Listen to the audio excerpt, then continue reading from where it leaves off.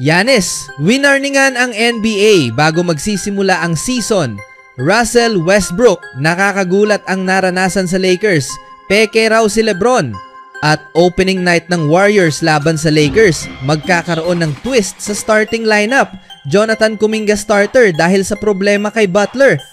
Isang two-time NBA MVP, kampiyon sa NBA noong 2021 at Finals MVP, 9-time All-Star, 9-time All-NBA at 5-time All-Defensive Selection, si Giannis Antetokounmpo ang nagsilbing haligi ng Milwaukee Bucks simula nang siya ay mapili bilang ika-15 overall pick noong 2013.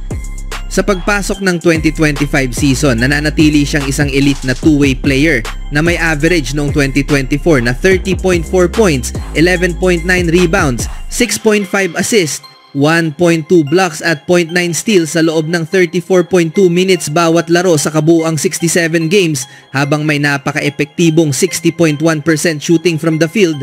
Kahit pinangunahan niya ang Bucks sa kampyonato noong 2021, ang sunod-sunod na maagang pagkalaglag ng team sa playoffs ay nagtulak kay Antetokounmpo na muling suriin ang kanyang kinabukasan sa Milwaukee na naging sanhi ng pag-usbong ng mga chismis tungkol sa posibleng trade mula pa noong matapos ang nakaraang season. Habang patuloy na lumalakas ang mga chismis, kinausap niya ang mga mamamahayag noong linggo na nagbigay ng banayad na babala sa buong liga 3 araw bago ang pagbubukas ng season ng Bucks kontra Washington Wizards sa Fiserv Forum. Hindi kami ang paborito pero magiging problema kami, magiging mapanganib kami, ani Giannis. Ang team ay nakaayos sa paraang napakamapanganib. Marami kaming shooters, marami kaming playmakers at ball handlers, marami kaming depensador. Alam mo yon, kaya naming mag-switch. Meron kaming isang napakahusay na big man na kayang magbigay ng floor spacing at problema sa depensa. Nakaayos kami sa paraang kailangan para gumawa ng pahayag. Ayon sa mga source ng ESPN noong unang bahagi ng October, nakipag-usap umano ang New York Knicks sa Bucks tungkol sa isang exploratory trade para sa kanya nitong summer. Iniulat na ang Knicks lamang ang team na open siyang pag-isipan na paglalaruan maliban sa Milwaukee, ngunit walang naging konkretong kasunduan. Hanggang sa ngayon, hindi pa formal na humihiling ng trade si Antetokounmpo at giit ng front office ng Bucks na wala silang balak na i-trade ang kanilang franchise star. Gayunpaman, hindi ito nakapigil sa pagkalat ng mga usapin ukol sa trade sa kanilang pagsisikap na manatiling kompetitibo at mapanatili si Giannis sa Milwaukee. Agresibong inayos muli ng Bucks ang kanilang roster. Dinagdag nila si Miles Turner sa free agency sa isang 4 na taon na kontratang nagkakahalaga ng $107 million para sa rim protection at floor spacing. Ipinagpalit nila si veteranong wing na si Pat Connaughton sa Charlotte Hornets kapalit ni Vasilije Micic. Muling pinirmahan si Thanasis Antetokounmpo sa isang taong kontrata at kamakailan lamang ay pinirmahan si Alex Antetokounmpo, ang bunsong kapatid ni Giannis, sa isang two-way contract. Ito ang kauna-unahang pagkakataon sa kasaysayan ng NBA na 3 magkakapatid ang sabay na naglaro para sa iisang team. Sa huli, nananatiling isang elite superstar si Giannis na kayang magdala ng championship aspirations at ang Bucks ay gumawa ng konkretong hakbang upang palibutan siya ng mas maraming talento. Bagamat hindi pa tiyak ang kanyang kinabukasan sa Milwaukee, sa ngayon ay tila nananatili ang kanyang commitment sa organisasyon. Sa sumunod na balita naman, ang forward ng Los Angeles Lakers na si LeBron James at ang guard ng Sacramento Kings na si Russell Westbrook ay nananatiling dalawa sa mga pinakabinabanggit na player sa NBA habang papalapit ang 2025-2026 season. Si James ay nakatakdang hindi makalaro sa pagbubukas ng season ng Lakers laban sa Golden State Warriors bukas ng araw dahil sa sciatica. Ayon sa paunang tantiya, 3 hanggang 4 na linggo siyang mawawala, kaya ang kanyang paghahangad ng ika-5 NBA championship ay pansamantalang ilalagay sa mga balikat ni Luka Doncic. Samantala, si Westbrook na nakasama ni James sa Lakers mula 2021 hanggang 2023 ay pumirma sa Sacramento Kings noong nakaraang linggo matapos ang mga huling paglalaro niya para sa Los Angeles Clippers at Denver Nuggets.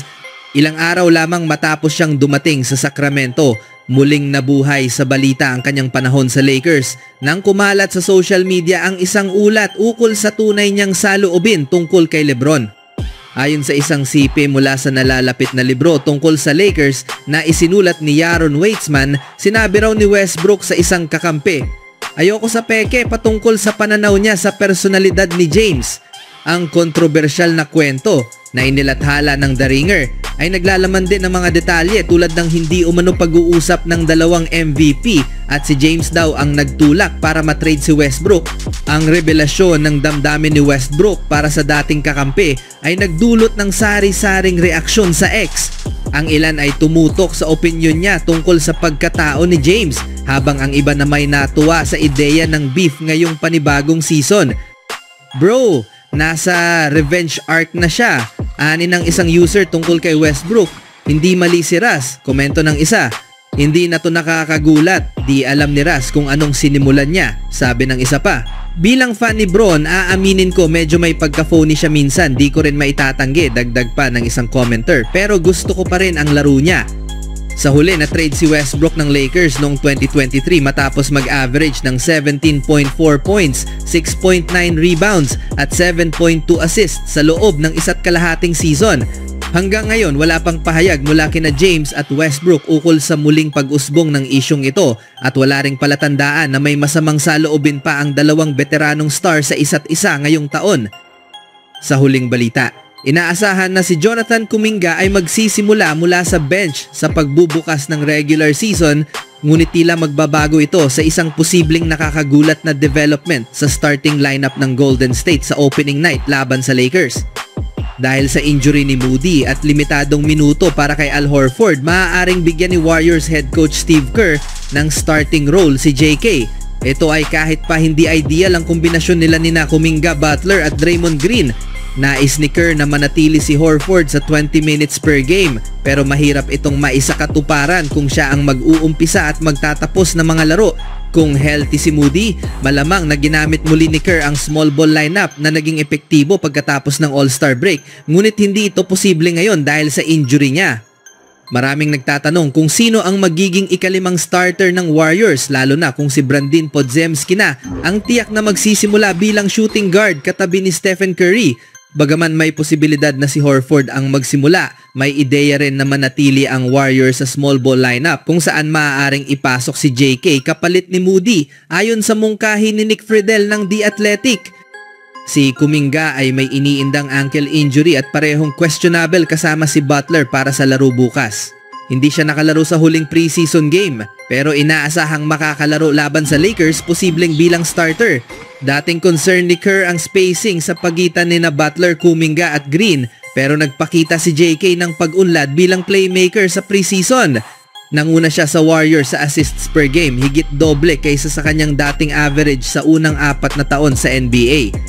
Si JK ay naging mahalaga sa rebounding para sa mas maliit na lineup ng Golden State, kung saan pumangalawa siya sa rebounds per game sa preseason. Sa laban kontra Portland Trail Blazers, nagtala siya ng 7 points, 6 rebounds at 4 assists sa first half bago ma-eject dahil sa isang hindi natawag na foul. Sa kabila ng off-season drama at mga pagdududa tungkol sa kanyang fit sa team, posible na siyang magsimula sa opening night, isang nakakagulat ngunit malinaw na posibilidad sa nalalapit na simula ng season.